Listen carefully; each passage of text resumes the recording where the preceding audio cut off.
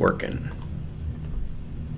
Okay, we don't have the hotkeys working, so that's for sure. Working. Yeah, there it goes. 5, 4, 3, 2, 1. I'm John Miglosh for the WDMA, and we're going to be talking to you from Minnetonka, Minnesota today. I haven't tried live streaming on this platform ever, so good luck with that. But, you know, we'll give it our best and hope it works. Yesterday was a disaster, so I don't think it could be any worse. But anyway, let's start with some fun. This is another one of the funny South African commercials collection, and here we go. Cool drink, it explodes. Yeah, check the thing on YouTube. That thing is tops.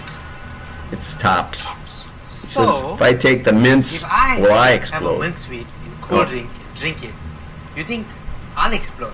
You think I'll explode? They have to think about it for a bit.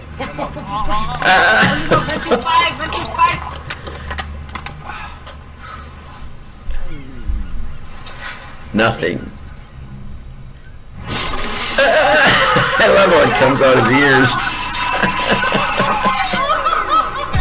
Why we insure women? I guess it's some kind of insurance that's basically just for women. Because men are so crazy. Yeah, well, there's something to that. I'm not gonna delve into that, but you know, men and women are different. I think so. Anyway, so now let's get over to the real news. Let's see if we can get this all sorted here. Okay, I wanted to talk first about, this is a really interesting article from Marketing Week from Andrew Tenzer, and sort of social commentary on marketing. And he said, as the great Carl Sagan once said, you have to know the past to know the present. And of course to know the future, because there is no future to know. The only way to get there is to extrapolate, to carefully test and build hypotheses and theorems and theories on the causal relationships that you've seen in the past, and that's the only way we know to get to the future. Okay, but the culture of marketing, and apparently he's published a lot of stuff with Ian Murray about the London bubble and things like that. About how the marketing industry is dominated by young people, the culture of marketing, and how this has resulted in profound disconnect between marketers and the people out there in the real world. And, you know, maybe that's part of the funny commercials. You know, I know about the Mentos things, but not everybody does. It's a kind of a young people thing, I would guess. Yeah, probably. So anyway, he says that people working in marketing literally see, think, experience, and interpret the world differently. Now, I'm not gonna malign this. I'm just gonna say that it probably exists. It exists for all of us.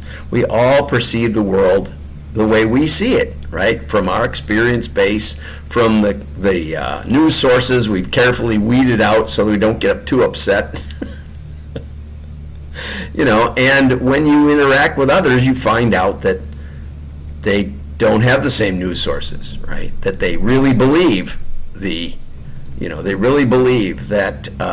that Trump is the greatest thing. It may be the Messiah himself, or that Biden is the Antichrist, or that Trump is the Antichrist. You know, it's really pretty interesting when you get out and talk to people. But marketing, you know, has this highly individualistic worldview, whereas the general population puts a greater emphasis on community and collectivism, which I think was really interesting, right? You know, I went to the doctor on Tuesday to get my annual physical. Turns out I'm pretty good. Nothing. And turns out some of the data that they cooked up last year and told me I needed to see a specialist, I said, well, I don't see a trend yet. And it turned out that the numbers completely reversed themselves in a healthy way.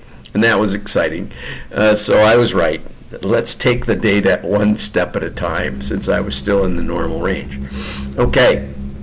So he was giving this talk, and he mentioned neoliberalism, and he mentioned Margaret Thatcher, who's up here in this picture. And Margaret Thatcher was the head of the Conservative Party, I believe, I get the parties mixed up. But she was famous for saying, socialism works until you run out of other people's money, which, I thought was clever. She had a lot of clever sayings, right? So he's giving this talk, and he realizes that that his culture in the UK has been defined by that. Citizens are defined as consumers that assert democratic choices. It defines citizens as consumers and asserts that democratic choices are best exercised via buying and selling. Okay, so it's purely an economic model, and he realized that most of the audience was in their mid-20s and had never probably heard of, at least a good portion of them had never heard of Margaret Thatcher. The marketing world is dominated by people under the age of 40, so they don't know Margaret Thatcher. And he goes on to really, he talks about marketers and advertisers are positioning themselves as drivers of political and social change, yet lack basic understanding of our political system, the neoliberal paradigm that underpins our society and culture, and how we got to this point, right? Nobody wants to study history, or if they do, it's, like our commercial, it's gender studies or something, right? And so not only do we have a narrow worldview, but we now lack the universal media that us boomers grew up with. We knew what hillbillies were like when they started living in Beverly Hills. We knew what would happen if you put 7 stranded castaways out on a desert isle. We understood German philosophy based on Hogan's Heroes, but we all watched the same shows, Archie Bunker and All in the Family. We got our cultural appropriation from that. It's a terrible thought when you think about it, but we all watched it, and we all had the same culture. And now we choose and we pick our YouTube influencers or our Instagram influencers. Okay, it turns out that 25% of marketers under the age of 34 didn't know that Margaret Thatcher was a Conservative Party prime minister. Okay, so anyway, always take a step back. It turns out that the London bubble is a misnomer. The real bubble is the culture of marketing, right? We kill off the old people. So something to keep in mind if you're a young person, find an old person. Find an old person to get some feedback from. I'm having a wonderful time working with old school marketing because they've essentially hired me to, thank you, David Foley, because another old guy like me, because I'm working with Michaela, who's in her mid-20s and very sharp, knows a lot more about digital than I do. But, I have some basis, We're talking to a client, and I'm bringing up stuff that we proved back in the mid-'80s, right? So, or the late '80s, and it's just as valid today because we really did verify it very, very carefully. And human nature generally doesn't change that much. So watch out for your worldview, where, like ours today, where even the most mundane products are sold as routes to self-actualization and potential drivers of social ecological transformation. I love that line. Perhaps the alternatives marketers are seeking lie in engaging with the past rather than fetishing the future. Great line. But, even self-actualization, as the height of the Maslow pyramid has been completely debunked. Even the chimpanzees were more altruistic than that. Read Modern Man's Search for Meaning by I can't remember. Anyway, Viktor Frankl. It's in there somewhere. Some people think this is easy. It's not. Let's go on. Driving direct mail demand with embellishments. This was a fun article. It was from a panel at Printing United Alliance. The Driving Direct Mail panel session at the Printing United Expo just recently concluded. And they heard from Chris Matthews at Centosphere. He's been on the show with me. Tim Armstrong at Flow Code, which I'm pretty sure is about QRs. Scott Evans at Kenmore Envelope with the moderator Ashley Roberts. Okay, so they were talking about things you could add to your mailing that would make it look nice, or make it engage more, or make it stand out from the pile of stuff. And in general, the panel agreed if there was one thing that attendees could take away, direct mail is a powerful way to connect with consumers. Okay, and that these embellishments can, according to their testing, which they didn't mention, but they did mention the response lift, can drive response rates up to 30%. I have seen A/B splits where the QR did add 14% to the response, and we'll get to the next article gives you a great example of that. But they were talking about soft touch, and I was on with Feroz yesterday. He's one of the supporters of WDMA at Imprint, spelled funny, up in Minneapolis here. And we were talking about how we could do soft touch and it would elevate. We were talking about selling a high ticket home improvements, and that, you know, if you really wanted it to stand out, that might be one of the keys to getting it to work, would be, you know, making it texturally a little better, especially if it's a postcard. Those are, you know, pretty dull. And I then backed up a step and I said, well, you mean we'll test it, right? Because there is a cost associated with it, right? But you can basically add it with very little, you know, you can throw them on that press and add some and not others, and we can do an A/B split. And later on in the article, it suggests that maybe if you have the capability, maybe do some with and some without, code them separately, of course, and actually show your client. You might not even, just do a few thousand, couple thousand, just to show them that it could work. And you know, I'm a big believer in that. You know, the postal discounts may almost pay for it, probably not. So there's a bunch of things you can do. I did get some background information from Amadon Graphics, from Mary at Amadon Graphics, and she told me that they had been doing a lot of scent marketing. They're dabbling in labels now, and you can scent the labels and stick them on. But she said they've learned by accident to run them second or third shift because the neighbors smell it and wonder, I think they called a bomb squad or something because the scent, whatever the scent was. Oh, I know, they were scenting, you know, natural gas actually doesn't have a smell when you turn on the gas stove, if you still have one, and you smell that sulfur smell. That's actually added.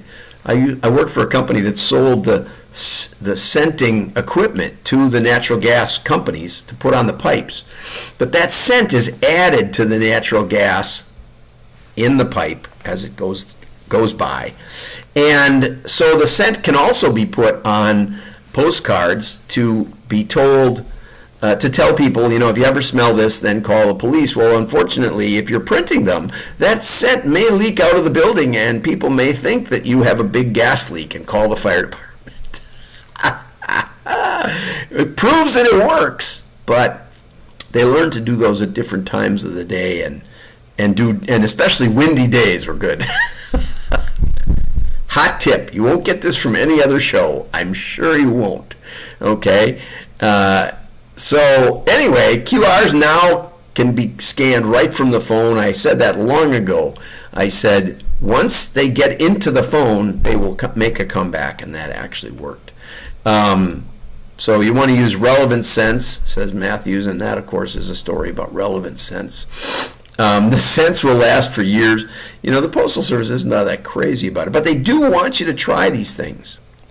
Love that, David. Foley. David, I haven't seen you in a long time. This is great. I guess the live stream is working. It's probably working better than the office because that's been problematic lately. Okay, take the initiative to add embellishments to existing direct mail campaigns and let the clients see and feel the difference. I think that's an excellent tip. Super tip. Okay, great article. Now here's an interesting one. That's from the, I didn't even know this magazine existed or this publication, Reverse Mortgage Daily. How about that? So anyway, from Chris Clow, and so they did a study this summer that looked at specifically the marketing of reverse mortgages. And there was a particular focus on direct mail. I did read the study quickly, and they were concerned about the targeting.